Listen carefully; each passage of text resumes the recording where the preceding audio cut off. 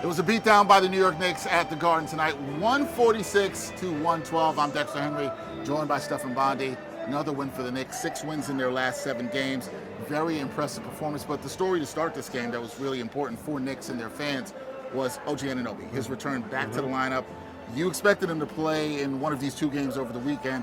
He played today, 8 points. What did you make of the performance you saw from him? I thought it was a encouraging start. I think overall, though, when you look at what the starting lineup did, 23-0 to start the game. That is the most points the Knicks have scored without the opposition scoring to start a game ever, at least since they started tracking this stuff in the late 90s. So, listen, OG Anunoby kind of completed the lineup that I think we're going to see for the foreseeable future, which is Josh Hart now back in the lineup, OG Anunoby, Mikal Bridges, Jalen Brunson, Karl Anthony Towns.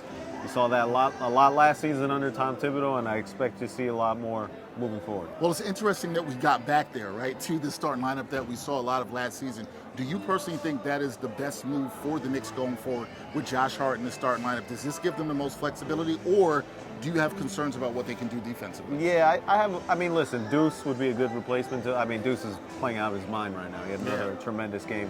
But Josh Hart has been great. And I think it's, when you put Josh in that lineup, he's had a lot of confidence. He's a rhythm player, and he's getting more minutes.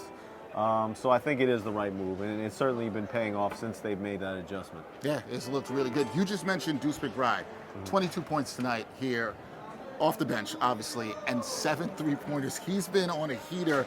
How important is he to this team if he can provide it off the bench, especially for a bench unit that struggles? Yeah, no Landry Shamet for the foreseeable future, and so you need guys off the bench, and McBride is now number 1. He's the guy that you're going to rely on to give your team a scoring punch off the bench. He played a lot of minutes tonight because OG was on a minutes restriction. I think that Miles will play, a lot of minutes moving forward, especially if he keeps shooting like this. Yeah, he's really shooting very well for the Knicks right now. Okay, so next up for the Knicks, Steph said this the other day, we did a live show, we expected this one to be a laugher. It absolutely was. Now they'll play the Orlando Magic, a team that has beat the Knicks twice. They handed them their only home loss here at Madison Square Garden. How big of a test is this for the Knicks, especially before the Cup game against Toronto? And what are you looking for in this matchup on Sunday? Yeah, it's a big one. I mean, Banchero's coming back for the Magic. Yep. Franz Wagner has killed the Knicks. The Magic are 2-0 against the Knicks. It's a big test. I think the Knicks have shown that they can beat up on the bad teams. They did it again tonight.